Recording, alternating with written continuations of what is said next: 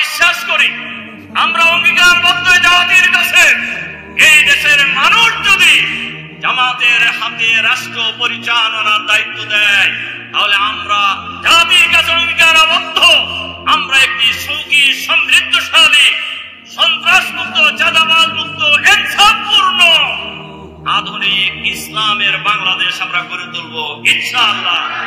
এখানে মানুষে মানুষে কোনো ভেদাভেদ থাকবে না, মানুষে মানুষের বিভক্তি থাকবে না, মুসলিম অমুসলিম নারী পুরুষ সবাই তাদের অধিকার সমানভাবে ভোগ করবে।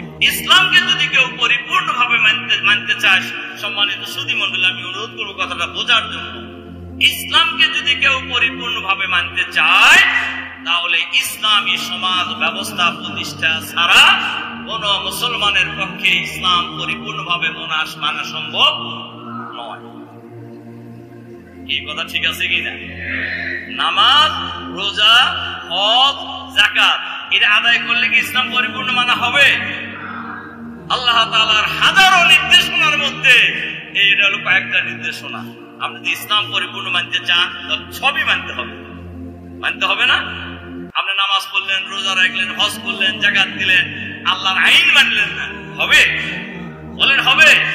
আপনি নামাজ পড়লেন, রোজা রাখলেন, সুদভিত্তিক অর্থনৈতিক ব্যবস্থা প্রতিষ্ঠার জন্য লড়াই করলেন, চালু করলেন, এটা কি হবে ইসলাম পরিপূর্ণভাবে মানা? আফা তুমিনুনা বিবাদিল কিতাবি ওয়া তাকফুরুনা বিবাদ, তোমরা কি কোরআনের কিছু অংশ মানবে আর কিছু অংশ মানবে না? ফামা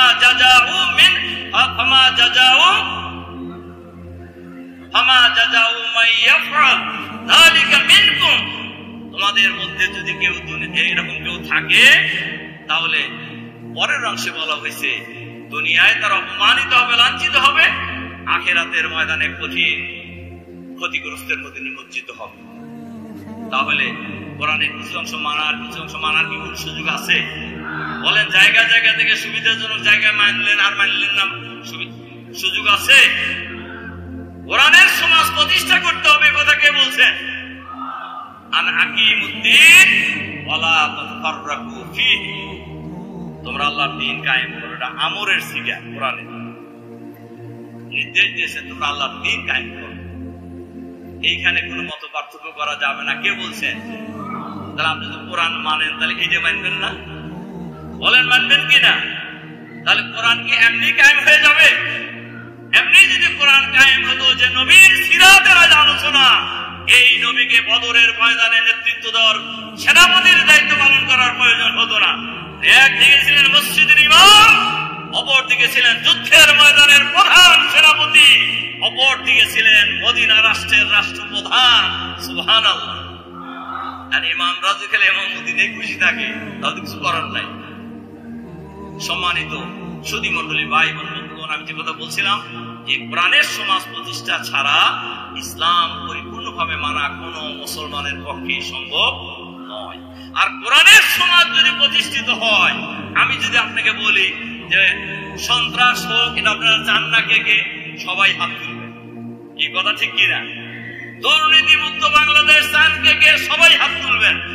চাঁদাবাজ মুক্ত বাংলাদেশ চান কে সবাই হাত তুলবেন। দখলদারিত্ব মুক্ত বাংলাদেশ চান কে সবাই হাত তুলবেন। হাত তুললেই হবে নাকি? কি হবে? আমাদের অনেকেই আমরা বলি যে ভাই খান ভাই আসি তো আপনাদের সাথে, কেউ যদি বলে যে ভাই আমি নামাজের সাথে আসি, নামাজ পড়া হবে? অথবা যদি কেউ বলে আমি নামাজ সমর্থন করি, নামাজ পড়া হবে? বলেন হবে কিনা? কেন হবে না? সমর্থন করলে নামাজ পড়া হয় না। কাজেই দ্বীন কায়েমের আন্দোলন সফল হোক মনে মনে কামনা করেন। এই কথা বলার মধ্য দিয়ে কি হক আদায় হবে? এই আন্দোলনের সব মানুষকে ঐক্যবদ্ধ হতে হবে। নবীর সিরাত আলোচনার জন্য আজকের এই অনুষ্ঠানের আয়োজন করা হয়েছে। এই নবীকেই পৃথিবীতে পাঠানো হয়েছিল দ্বীন কায়েম করার জন্য। হুয়াল্লাযী আরসালা রাসূলাহু বিল হুদা ওয়া দীনিল হক লিইয়ুযহিরাহু আলাদ দীনি কুল্লিহি। তিনি সেই মহান সত্তা যিনি মুহাম্মদুর রাসূলুল্লাহ সাল্লাল্লাহু আলাইহি সাল্লামকে দ্বীনে হক সহকারে পাঠিয়েছেন, কোরআন সহকারে পাঠিয়েছেন, যাতে করে পৃথিবীর তৈরি করা যত মতাদর্শ আছে সমস্ত মতাদর্শের উপর লিইয়ুযহিরাহু আলাদ দীনি কুল্লিহি, দ্বীনকে বিজয়ী আদর্শ হিসেবে প্রতিষ্ঠা করতে পারেন। খালি দোয়া দরুদ করে দিনকে বিজয় আদর্শ করা যাবে না? এই কাজে আমাদের সবাইকে অংশগ্রহণ করতে হবে, আমাদের সকলকে এই অংশগ্রহণ করতে হবে। মুহাম্মদুর রাসূলুল্লাহ সাল্লাল্লাহু আলাইহি সাল্লামের গোটা জীবন ছিল কিসের জীবন? দাওয়াতের মাধ্যমে গোটা মক্কার মানুষকে তিনি, মদিনার মানুষকে তিনি, গোটা দুনিয়ার মানুষকে তিনি দাওয়াত দিয়েছেন, ঐক্যবদ্ধ করেছেন। আর জীবনের শেষ মুহূর্ত পর্যন্ত একদল আদর্শ, দক্ষ, চরিত্রবান, সন্ত্রাস মুক্ত, দুর্নীতি মুক্ত, চাঁদাবাদ মুক্ত, দখলদারিত্ব মুক্ত নেতৃত্ব এবং একটি জনগোষ্ঠী তৈরি করার মধ্য দিয়ে আল্লাহর দ্বীনকে তিনি বিজয়ী করেছিলেন। এবং জীবনের শেষ মুহূর্ত পর্যন্ত তিনি এই সংগ্রাম অব্যাহত রেখেছিলেন কিয়ামত পর্যন্ত। রাসূল সাল্লাল্লাহু আলাইহি সাল্লামের হাদিস, রাসূল সাল্লাল্লাহু আলাইহি সাল্লামকে জিজ্ঞাসা করা হয়েছিল, ইয়া রাসূলুল্লাহ, আল্লাহর দ্বীনকে বিজয়ী করার সংগ্রাম কতদিন চলবে? রাসূল সাল্লাল্লাহু আলাইহি সাল্লাম বলেছেন, কিয়ামত পর্যন্ত চলবে। সুবহানাল্লাহ। কাজে আমরা যদি সেই নবীকে নবী বলে মানি, সেই নবীর সিরাত আলোচনা করি, তাহলে দ্বীন কায়েমের সংগ্রাম করা ছাড়া সিরাত আলোচনা করে খুব বেশি লাভ। এজন্য সম্মানিত সুধী মণ্ডলী, ভাই এবং বন্ধুদের কাছে আমি বিনীতভাবে এই অনুরোধ রাখতে চাই, আমাদের প্রিয় জন্মভূমি ৫৬,০০০ বর্গ মাইলের এই বাংলাদেশ, আমরা একটা সুন্দর বাংলাদেশ দেখতে চাই। কি বলেন, চাই কিনা?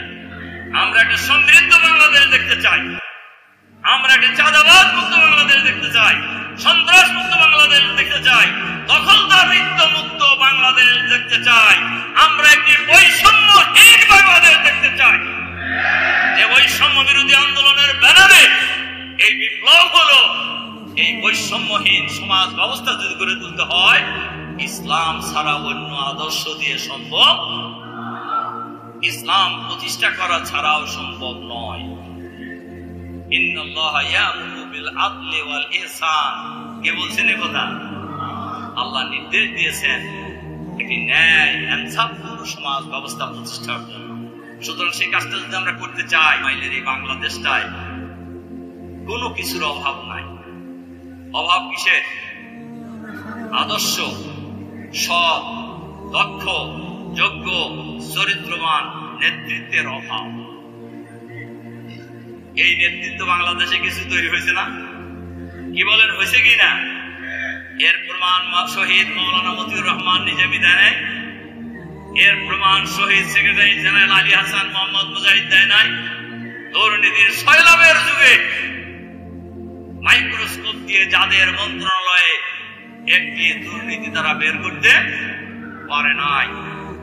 আমরা বিশ্বাস করি, আমরা অঙ্গীকারবদ্ধ জাতির কাছে, এই দেশের মানুষ যদি জামাতের হাতে রাষ্ট্র পরিচালনার দায়িত্ব দেয়, তাহলে আমরা জাতির কাছে অঙ্গীকারবদ্ধ, আমরা একটি সুখী, সমৃদ্ধশালী, সন্ত্রাস মুক্ত, চাঁদাবাদ মুক্ত, ইনসাফপূর্ণ, আধুনিক ইসলামের বাংলাদেশ আমরা গড়ে তুলব ইনশাআল্লাহ। এখানে মানুষে মানুষে কোনো ভেদাভেদ থাকবে না, মানুষে মানুষের বিভক্তি থাকবে না।